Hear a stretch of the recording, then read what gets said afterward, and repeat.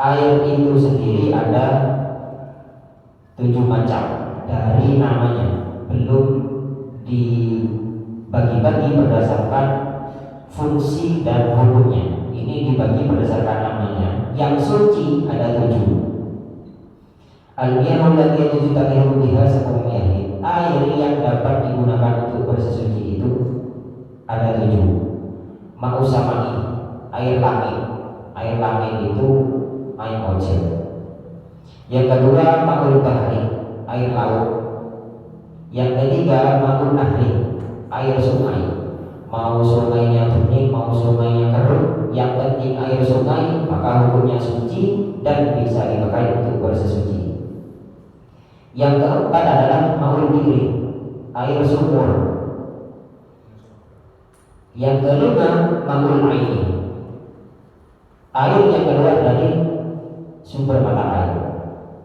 Sama sebetulnya yang keempat dengan yang kelima, cuman kalau yang kelima itu terjadinya secara alami, kalau yang keempat. Dan yang keenam adalah ma'ul thalji, di Indonesia tidak ada. Yang terakhir ma'ul bawati, yaitu air salju. Kan sebelum salju kan juga lagi. Jadi yang ada di Indonesia hanya ada 5 macam air. Air sungai, air laut, air hujan, air sumur dan sumber mata air. Dan ke-7 macam air ini dapat digunakan untuk bersesuci. Selebihnya mungkin suci tapi tidak bisa digunakan untuk bersesuci. Contoh, mogel nyor, etapok keluar air, kan dia bukan air laut, bukan air sungai, bukan air sumur apalagi. Suci memang, tapi tidak bisa digunakan untuk bersesuci karena tidak tergolong daripada ketujuh jenis air tadi. Ini klasifikasi atau pembagian air berdasarkan dari nama-namanya. Kemudian dibahas atau ditinjau dari segi hukum pemakaiannya, air itu menjadi 4. Yang pertama ialah tahirun fi nafsihi mutahhirun li ghairihi ghairu makruhin istimaluhu. Jenis air yang pertama adalah tahirun fi nafsihi mutahhirun li ghairihi ghairu makruhin istimaluhu. Airnya suci dan bisa mensucikan serta pemakaiannya tidak makruh. Kenapa harus dibahas? Kenapa harus ada istilah makruh? Karena ada air suci tapi dipakainya makruh. Ini nanti pembagian yang kedua, yaitu air mutlak. Nah, ke-7 air yang awal tadi itu tergolong tahirun fi nafsihi mutahhirun li ghairihi wa makruh istimaluhu. Sampai kalau ketemu 5, saya sebut 5 karena yang ke-6 dan ke-7 di Indonesia tidak ada. Ke-5 jenis air tadi laut, sungai, sumur dan hujan. Ke-5 ini adalah golongan dari jenis air yang pertama, tahirun fi nafsihi mutahhirun li ghairihi wa makruh istimaluhu. Dia suci, bisa menyucikan dan tidak makruh. Nah, ke-5 air ini. Kemudian atau disebutnya sebagai air mutlak. Jadi air mutlak itu misalkan begini, Pak. Kita ke laut, kita antar ke Tasik, antar Mancing, nyambi air stempel. Air satu timba itu tadi kita taruh di sumur, namanya juga sudah berubah, tidak lagi menjadi air laut tapi air sumur. Atau sebaliknya, kita dari sungai, kita bawa air satu timba, kita taruh air satu timba itu tadi ke dalam bak mandi, maka namanya sudah bukan air sungai tapi air gede. Nah, ini namanya berubah-ubah. Air yang tidak melekat padanya satu istilah atau satu nama, ini namanya air mutlak. Beda ceritanya kalau misalnya kita ambil air di keran, kemudian kita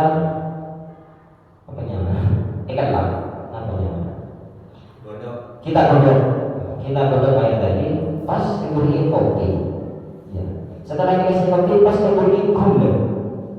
Sebelum kopi dan gula itu tadi nyampur dengan airnya, dia masih mutlak karena namanya air keran. Beda ceritanya kalau ketika sudah tercampur dengan kopi dan gula tadi, apakah namanya masih air keran? Bukan, melainkan air kopi. Nah, ketika sudah tercampur kopi dan gula tadi, dia suci memang, tapi tidak mensucikan dan tidak tergolong air mutlak, tidak tergolong dari kelima jenis air yang awal tadi. Nah, ini jenis air yang pertama, suci menyucikan tidak makruh. Kemudian yang kedua adalah tahirun fi nafsihi mutahhirun li ghairihi makruhun istimalu.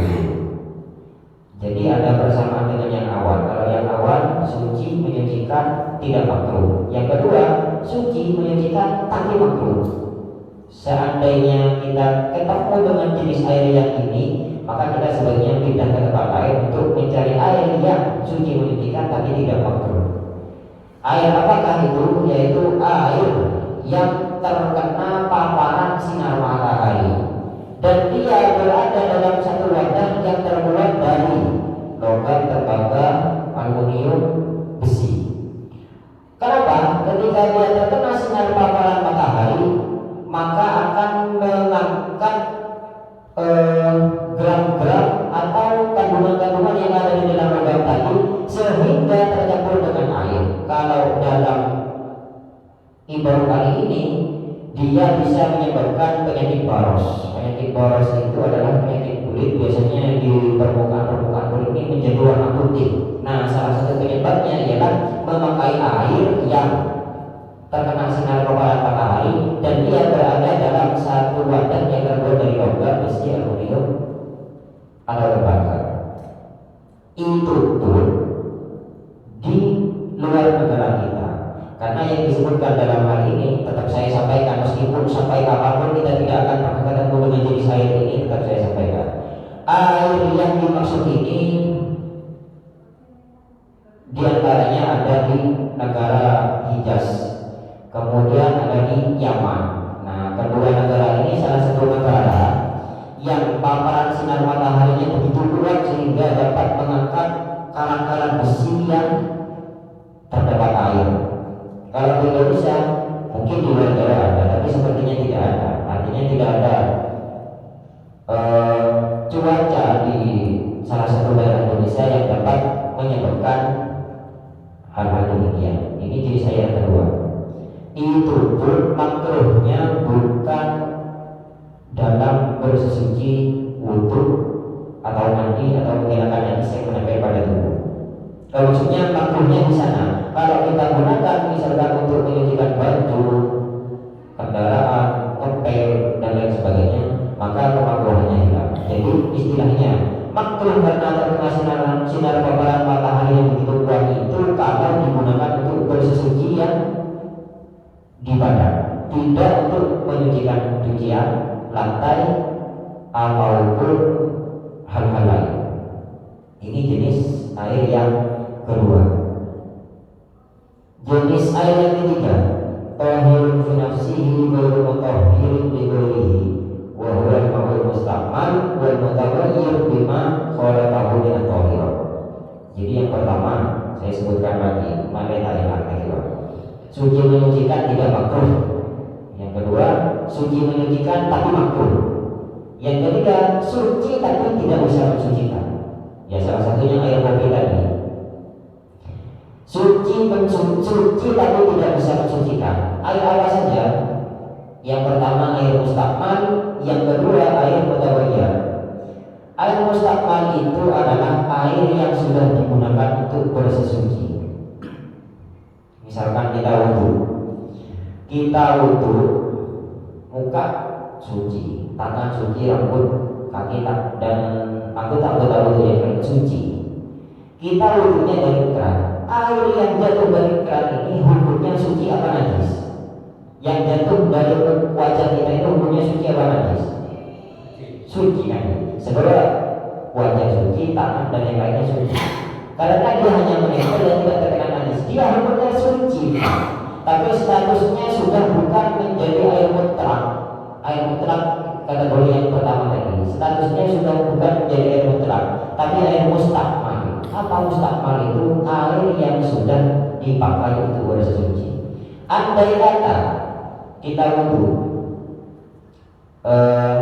terkena cipratan dari wudu kita kena ke baju atau pakaian kita, dia tidak najis, pakaian kita tidak najis karena memang status airnya suci.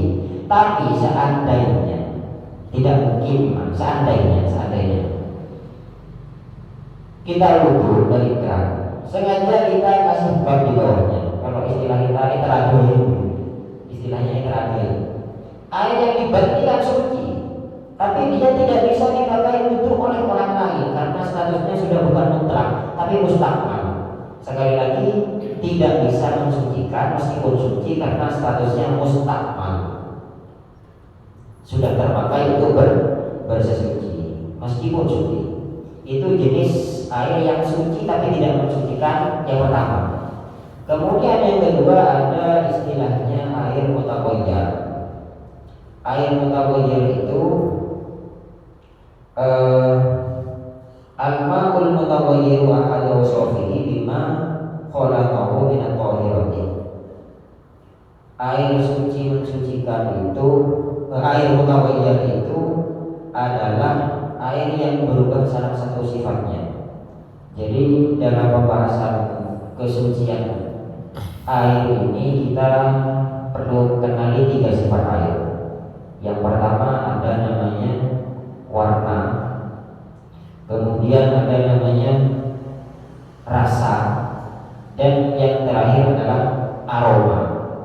Warna, rasa, aroma. Air mutaghayyir itu adalah air suci yang tercampur oleh sesuatu yang sama-sama suci dan merubah salah satu dari ketiga sifatnya itu tadi. Misalkan kita punya, contohnya mobil lagi, kita ambil air di keran sebanyak kira-kira 1 gelas atau lebih, kita didihkan, dia masih suci dan mensucikan. Kemudian kita kasih campuran kopi dan gula, maka ketiga-tiganya sudah berubah. Warnanya berubah, rasanya berubah, aromanya juga berubah. Warnanya yang awalnya tadi jernih menjadi hitam, rasanya yang tadinya menjadi tawar menjadi pahit manis, aromanya yang tadi tawar menjadi aroma kopi. Nah, ketiga sifatnya berubah. Maka ini termasuk air mutaghayyir. Memang tadi keluar dari keran atau keluar dari sumur, tapi tercampur oleh sesuatu yang suci, maka dia hukumnya mutaghayyir.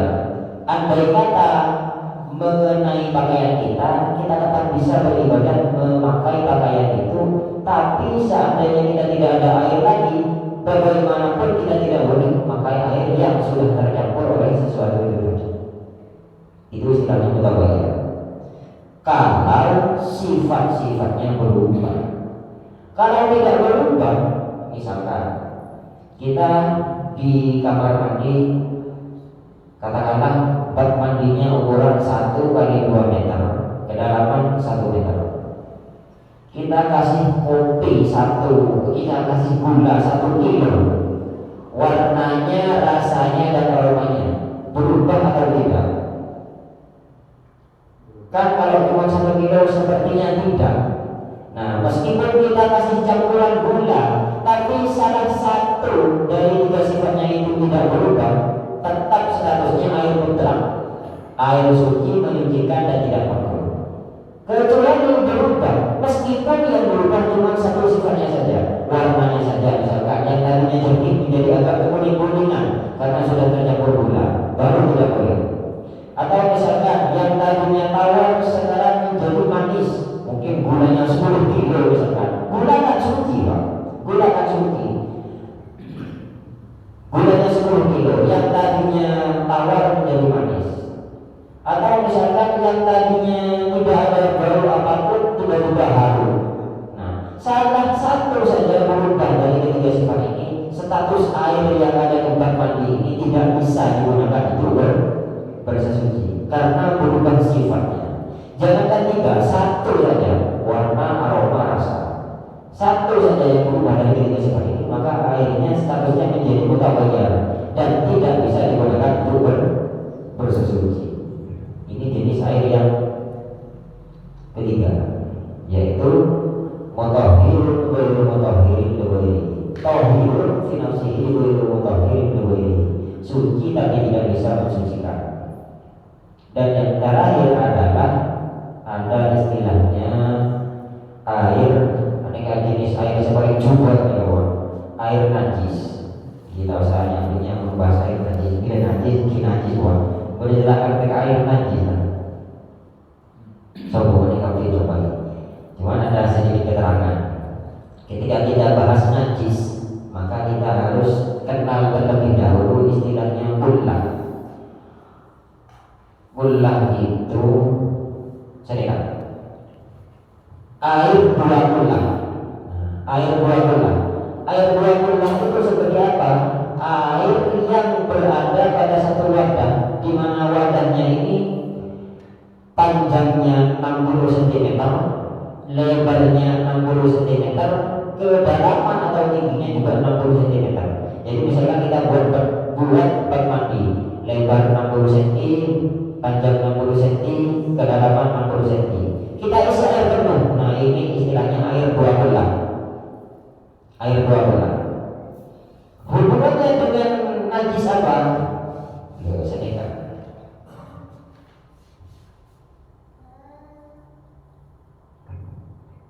Wal ismul rajimun ma'un najisun ayu mutanajisun wa huwa ismani.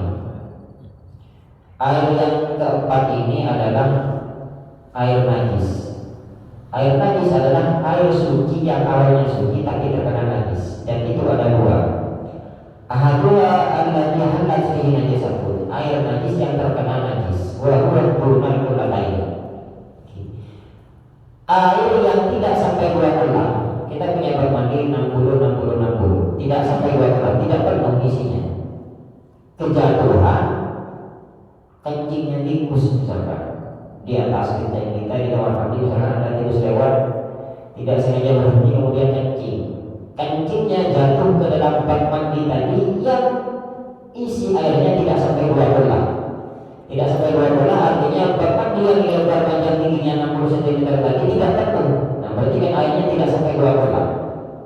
Ini tidak perlu membahas ketiga sifatnya, aroma, warna, dan rasanya. Meskipun tidak ada satu pun yang berubah dari ketiga sifat ini, maka status airnya najis. Jelas tidak bisa dipakai untuk bersuci. Meskipun tidak berubah ketiga sifatnya, warna, aroma, dan rasa. Kan kopi baju najis, ngena air yang jumlahnya atau volume airnya tidak sampai 2 kulah. Kalau saya menghitung, kalau tidak salah, sekitar 69 liter kalau tidak salah, 59 atau 69 liter. Pokoknya 60 itu 2 kulah. Kalau dia tidak penuh kena najis, meskipun tidak berubah ketiga sifatnya, meskipun tidak berubah salah satu dari ketiga sifatnya, bagaimanapun dia adalah air najis dan tidak bisa digunakan bersuci. Kalau kurang dari 2 kulah. Kalau sebaliknya lebih dari 2 kulah, maka baru dibahas ketiga sifatnya. Kita punya air 2 kulah, jedil 60 cm itu tadi penuh, berarti kan 2 kulah, jumlah airnya 2 kulah. Baru kita bahas ketiga sifatnya ketika ada najis yang jatuh ke dalamnya. Ada tikus kencing, baru kita bahas ketiga sifatnya. Kalau ketiga sifat ini aman, maka airnya tetap bisa digunakan untuk wudu, menyucikan pakaian, mandi besar, dan lain sebagainya, tetap bisa. Kalau ketiga sifatnya tidak berubah, ini perbedaan satu kurang atau lebih dari 2 kulah. Tapi kalau ketiga sifatnya berubah, satu saja dari ketiga sifatnya berubah, maka statusnya sama dengan air kurang 2 kulah dan kejatuhan najis.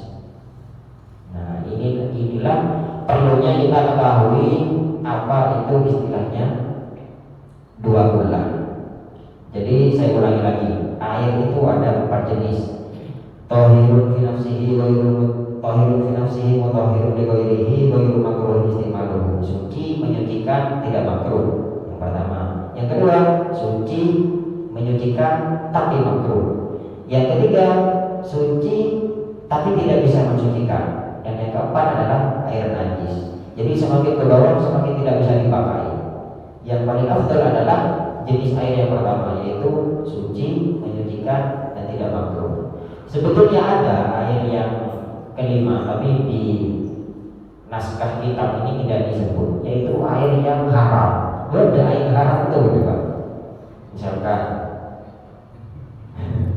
hijau, bukan hijau. Haram dalam status penggunanya dalam bersuci, bukan oleh nikah, bukan. Misalkan udah mager tuh ada kan, mager dewa film. Mungkin di Mekah atau Madinah sana ada ruas jalan yang di sana itu sangat sulit sekali mendapatkan air. Ada air tapi tidak untuk bersuci. Dia memang disediakan untuk para musafir yang kebetulan lewat dan kehausan. Nah, disediakan untuk para musafir atau para orang yang berkelana yang kehausan boleh pakai air itu. Sekali lagi ini air disediakan untuk para musafir yang kehausan di tengah jalan karena kebetulan daerahnya jarang air. Kemudian kita lewat mau sholat untuk pakai air ini, maka wudhunya sah, perilakunya haram. Wudhunya sah tapi perilakunya haram karena air yang dipakai air haram, air yang sengaja disediakan untuk para musafir yang kehausan tapi kita pakai untuk bersuci. Artinya kita kesampingkan dulu keperluan untuk bersuci karena air yang ada memang disediakan untuk para musafir. Mohon, mungkin ada pertanyaan. Jikalau ada silakan disampaikan karena setelah ini ada satu fasal lagi yang belum dibahas. Dipersilakan.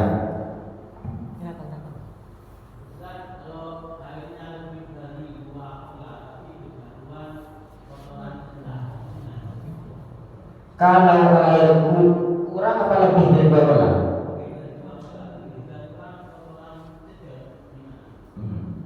Jadi membahas kullah itu kita hanya pada 2 arah. Kurang dari 2 bola. Yang pertama, arah yang pertama, arah yang kedua pas 2 bola atau lebih. Nah, kalau kurang dari 2 bola, maka kita tidak perlu membahas ketiga sifatnya, warna, rasa, aroma tidak perlu dibahas. Sekalinya kena najis sudah najis. Kalau kurang dari 2 bola. Kalau 2 bola pas atau lebih, baru kita bahas ketiga sifatnya. Dia tidak kena najis. Lihat dulu, salah satu dari 3 sifat ini berubah atau tidak. Kalau tidak berubah, maka statusnya suci dan bisa digunakan untuk bersuci. Kalau 2 bola atau lebih. Tapi kalau salah satu saja dari ketiga sifat ini berubah, maka dia statusnya menjadi air najis. Seperti itu. Jadi kalau lebih dari 2 bola, kita lihat dulu 3 sifatnya Pak, warna, rasa, dan aromanya. Kalau ketiga-tiganya aman, artinya tidak berubah, maka dia statusnya suci. Masih lebihnya anak-anak, pun pemilihan tega semua. Pun tega sebarang dulu semua mungkin juga cinta. Kalau ketiga sifatnya tidak berubah, maka statusnya tetap air suci dan mensucikan. Seperti itu. Monggo yang lain.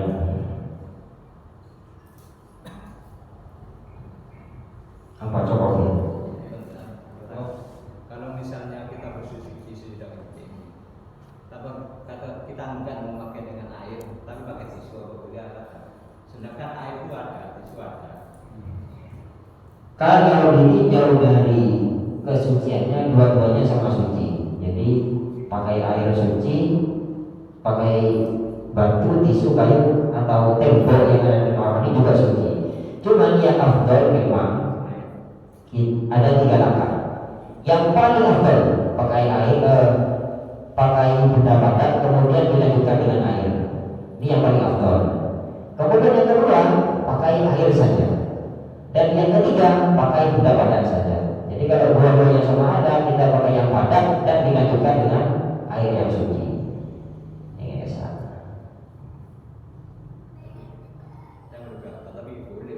Boleh. Yang afdal kalau di yang paling afdal adalah benda padat dan dilanjutkan dengan air. Yang pertama. Yang kedua kita padam saja. Jadi kita habis buang air, misalkan buang air kecil, kita gosok ke batu. Tapi selalu berhenti misalkan ini batu, ini kan batu ya. Langke, langke. Katakanlah ini ujung dari alat kelamin kita. Ketika kita habis buang air, gosok sebelah sini. Nah, bagian yang sini sudah kena najis. Boleh, boleh, terserah. Yang sini sudah kena najis. Oke, suci. Tapi kita harus melakukannya 3 kali gosokan. Setelah di sini, sebelah samping, gosok boleh. Setelah di sini, baru dari apa? Gosok boleh. Kalau ada, jadi saya ngebentuk, bentak kita apa kalau kita mungkin selain. Karena mungkin itu kejadiannya misalnya saat ini, misalnya kita ada di mobil, bis katakan, airnya saat ini kan memakai air atau tisu. Kan kalau pakai air saat ini mungkin kecipratannya bahaya. Tapi kalau pakai tisu, insya Allah aman. Jadi kalau tisu berarti 3 lembar tisu, 3 helai tisu. Jadi boleh sekali. Cuman yang membedakan yaitu tadi, ada yang lebih afdol, ada yang tidak begitu afdol, ada yang sama sekali tidak afdol. Cukup gitu. ada yang bertanya lagi teman-teman di luar masalah air. Jamnya jam Tahu tanya boleh nggak? Apakah air aqua itu termasuk air mineral? Air mineral Bisa juga berselidiki. bisa diperselidiki. Segala macam air yang tidak ada warna, rasa dan aroma pada air itu, dan kalau kita karena kita tidak tahu ya, itu kan perusahaannya apa sih dipakai kafir Israel. Kita tidak tahu Israel itu bukan rata-rata Yahudi dan tidak tahu hukum suci dan tidak. Tahunya dia air mineral atau air maksudnya namanya steril. Jadi istilahnya kalau di kita suci dan tidak. Menurut orang Islam steril dan tidak. Nah, bagaimana kita tahunya aqua itu suci atau tidak? Biasanya di kemasan atau di kardus ada SNI, berarti ada air sehat. Kemudian ada satu logo lagi MUI, MUI suci. Kalau tidak ada logo MUI, kita berhati-hati. Kalau tidak ada, tapi saya lihat rata-rata ada. Mau itu air mineral, mau itu Polaris Wet, mau itu apapun segala gunanya, biasanya ada logo halal. Artinya, andai kata dipakai untuk bersuci bisa. Air mineral, ini air yang ada pemanis dan lain sebagainya. Aqua, Indosari, ABC dan lain sebagainya. Yang ada logo MUI pasti suci.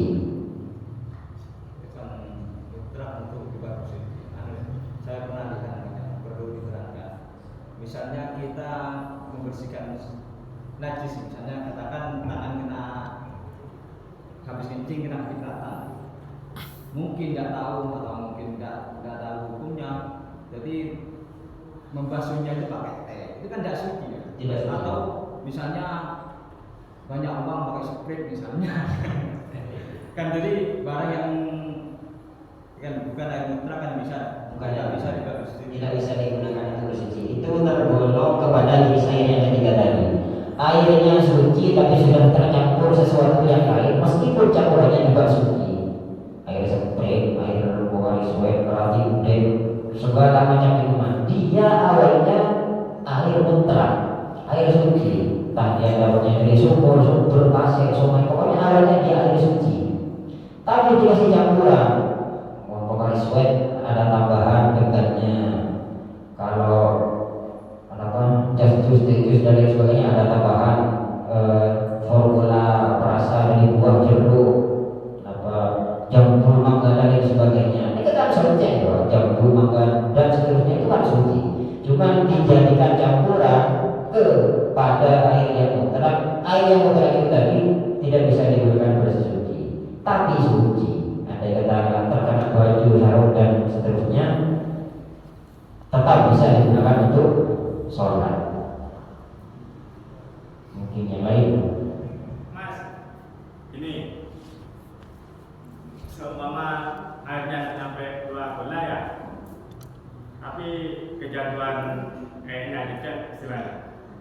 posisi darurat mas, tengah malam pas padam, itu gimana? Kalau tengah malam pas padam, sebisa mungkin kita harus cari tumpangan air suci. Tengah malam mas. Bagaimana caranya? Mentekabur bicara kita masih segar, kita akan ukur. Pasti ada bagian-bagian rumah yang keteteran debu. Nah, debu yang nempel di tembok-tembok ini debunya suci. Buat mandi mas. Buat mandi sekalipun. Tayamum itu pengganti daripada wudhu dan mandi junub sekaligus. Caranya sama. Kau salah dulu. Ada dulu ada lebih ini mandi anak. Jadi misalkan kita tahu mau sholat, waktu mepet nyari tumpangan letak kira atau jauh misalkan kayak saya atau kampung jauh ada tumpangan, maka tayamum lakukan tayamum, air sopo, jendela pada tekan misalnya mau tayamum kalau mau sholat. Ataupun misalkan kita habis berhubungan badan dengan istri habis berhubungan dengan suami, subuh mau habis, padam, ya situasinya kondisinya sama, padam kalau mau air atau dari sebagainya, sama yang kita lakukan adalah tayamum. Tayamum menggantikan wudhu dan tayamum menggantikan mandi junub, ini caranya sama. Nanti coba dibahas pertemuan saya yang ke-4 atau 5. Kaifiahnya tayamum, tata caranya tayamum seperti itu. Coba ya. Siap. Yang lain. Yang lain kan perlu saya tanya jelaskan. Misalnya kita pernah darah, pas ambil sengkani kemudian beda teh, ya kadang ini kan tidak suci. Tidak suci. Karena yang dia mensucikan itu bukan air darah. Mungkin kita tahu karena waktu itu mungkin kita tidak tahu bahwa teh seperti dan sebagainya tidak bisa digunakan untuk bersuci, tidak apa-apa sudah. Yang lalu jangan terlalu. Mungkin tidak tahu. Yang lalu jangan terlalu karena kita tidak tahu ini. Kita tahu sih tahu ya kan. Yang akan datang kita perbaiki seperti itu. Mungkin cukup ya. Kurang lebihnya mohon maaf. Wallahu a'lam bishawab. Wa ilaihil marji wa maaf. Assalamualaikum warahmatullahi wabarakatuh. Waalaikumsalam warahmatullahi wabarakatuh.